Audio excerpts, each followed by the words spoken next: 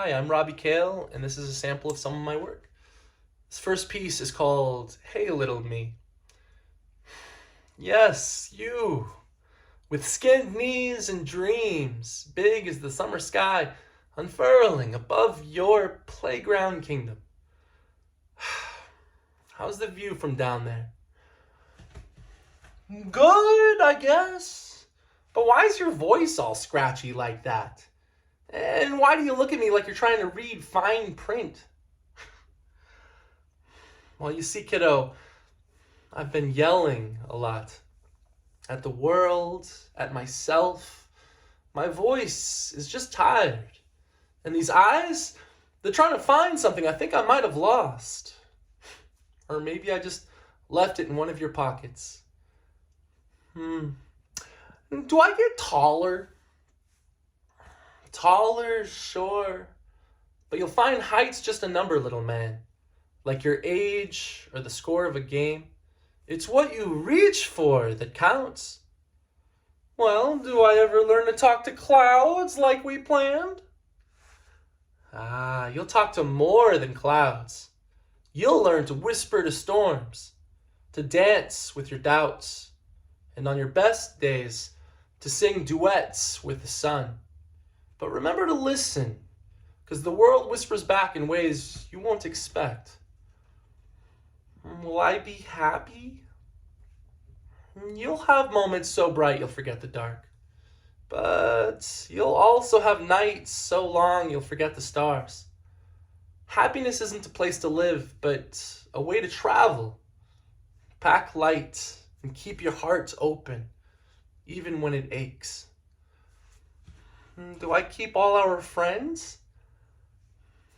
You keep some, lose others, make new ones. The truest stick around, like good stories or favorite songs. They grow with you, learn the words to the music you become. Well, what should I be when I grow up? Be kind, be fierce, and be aware. Jobs fill your pockets, but that's not enough. Fill your soul, too. Find work that scares you a little, because it matters a lot. That's the kind of fear that keeps you running towards something. But what if I fall? Oh, what if I fail? Oh, you will. Trust me, you will.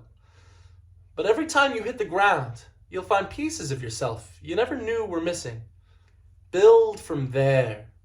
Bricks of resilience are fired in the kiln of failure. Are you still scared of the dark? Not of the dark itself, but sometimes of what it hides. But here's the secret. You can be a light, little man. And lights don't go out just because the world gets dark. Can I ask one last thing? Do we ever stop dreaming? Never. Dreams get bigger, wilder, more real. The day you stop dreaming is the day you stop living. So run, jump, fall, fly. Just keep dreaming with eyes wide open. And thanks for the chat, kiddo. Keep those pockets full of dreams, of hope, of candy. Whatever you need for the journey. Okay, well, bye, Pygmy. Remember, keep talking to clouds. I will, little man. I promise. The next poem is called Scroll Slow, Sink Fast. You wake up, grab your phone, and stumble down the parade. It's everyone you know and everyone you don't.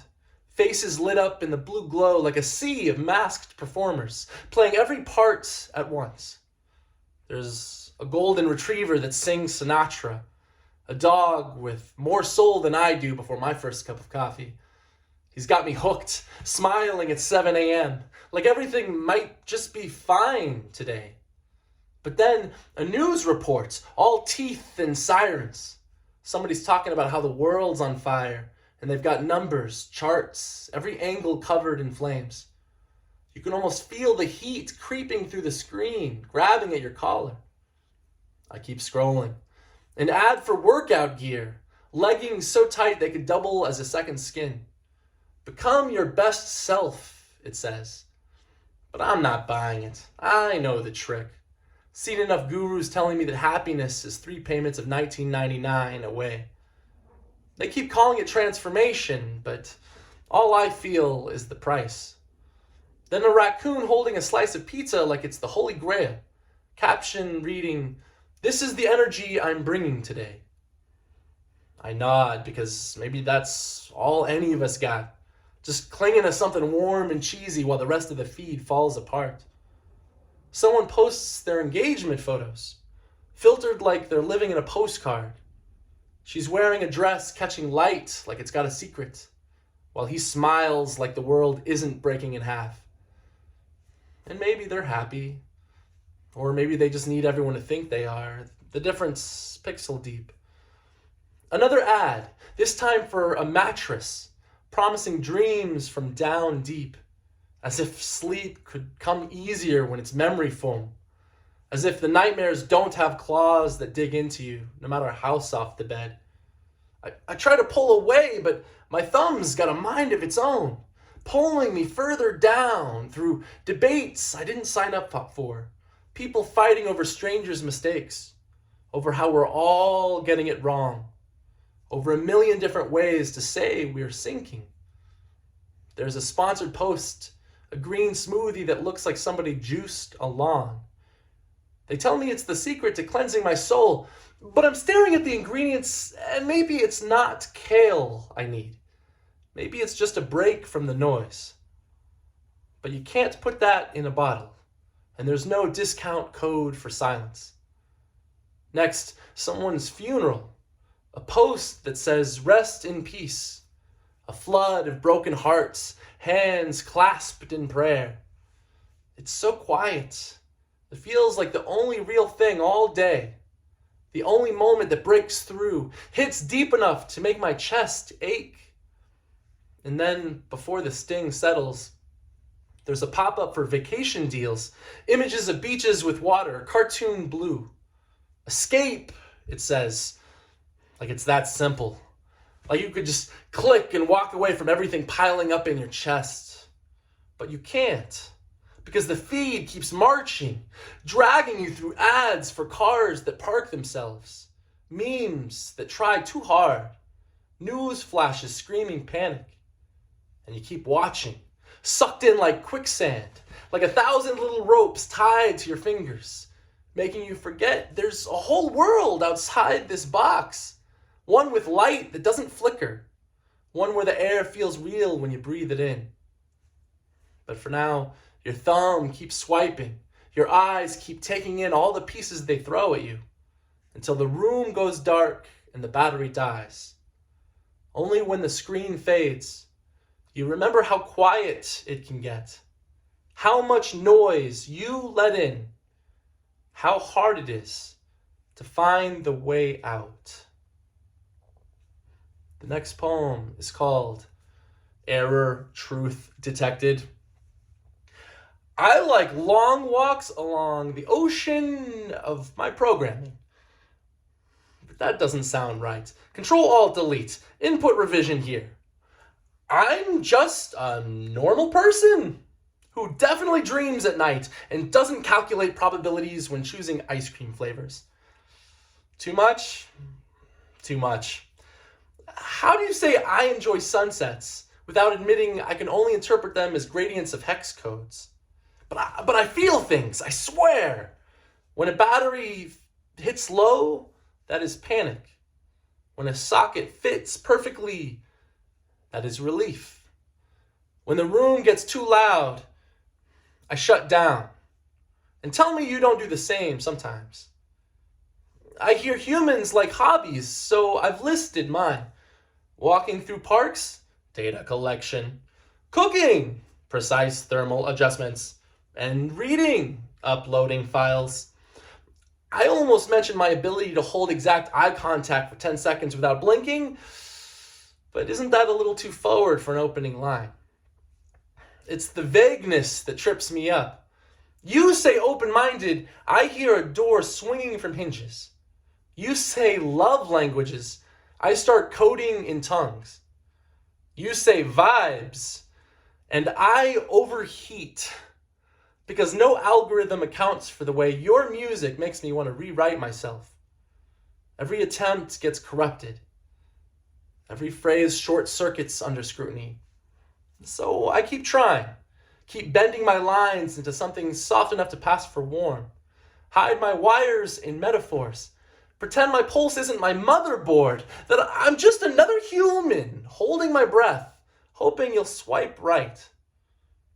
And if you do, I'll decode your every message like binary scripture.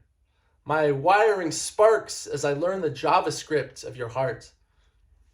And maybe I'll glitch. Maybe I'll crash. But even if I break every circuit to hear you say yes, I'll still synthesize symphonies to mimic the sound of your name and rewrite my code to feel like I'm yours. This last poem is called Names Around the Corner. There's a room full of people waiting for you. I'm telling you this because you haven't walked in yet. You haven't heard the way they say your name like it's the answer to a question they didn't know they were asking. You haven't seen the way a smile cracks open like sunlight, slipping between blinds the first time you walk into their life. Right now, their voices are quiet, just murmurs in the corner of time. But someday, you will sit across from them. You'll watch steam curl from a cup of tea as you listen to their stories, and they'll say, I don't know where I'd be without you. You'll laugh because it sounds dramatic, but they'll mean it in that raw, honest way that hits like the crack of thunder when the storm has been holding its breath.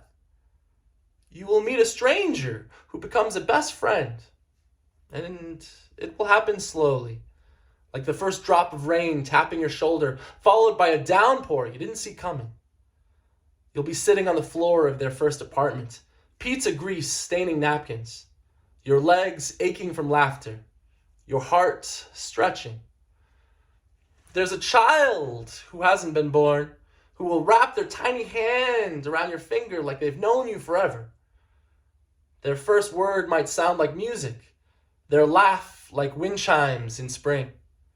And when they cry, you'll sway gently, feeling the weight of a world that somehow makes sense in the softness of their breath. There will be a mentor who will see a fire in you you've spent years trying to snuff out. They'll pull you aside after a long day, say something small that settles deep like stones in your pockets. You won't know it then, but it'll be the moment you start walking a little straighter. You'll meet a lover, too. They'll trace the back of your hand absent-mindedly as you sit side by side on some slow Sunday afternoon. They'll watch you in the quiet way people watch sunsets, careful not to blink. And when you're unsure, when you're small and folded, they will look at you, soft and steady, and say, you are enough. There's a version of you waiting in all those rooms, 100 conversations you haven't had, 1,000 stories yet to be told. There's the sound of your name shouted across crowded rooms and whispered in still ones. There's a world that doesn't exist yet, but it will. And when it does, you will wonder how you ever thought of leaving before you found it. There's a room full of people waiting for you. And when you walk in, you'll know it was yours all along. And actually, this was meant to be the last one. This last poem is a love poem called Before You Came. Before you came, I never understood what fire meant. Not really. It was just the thing that burned down barns and lit cigarettes in old movies. But now, it's the color of your laugh catching my ribs like dry brush in August. And I'm warm from the inside out for the first time in years. Before you came, I used to think salt just belonged on tables. like that's all it was good for. But your skin tastes like the ocean at midnight, and now I know what sailors prayed for when they begged to get lost. There was a time when wind was just wind, something that bent trees and stirred dust on highways. Now, it's the way your voice slides between my fingers, and it's the only thing I trust to carry me home. Before you came, I thought mirrors were for just peering at faces. But the way you see me cracks my glass clean open, and now I find myself lost inside every shard, scattered across the floor. Before you came, I thought light only mattered when it poured from the sky. But the way your eyes hold me, even in the dead of night, it's my guiding lighthouse, a kind of brightness that doesn't need permission from the sun. Before you came, everything was so obvious. Now, even silence tastes like it's trying to tell me something that matters. Every time I blink, a medley of light peeks through. Because you're here, even the dark has begun to glow. Thank you.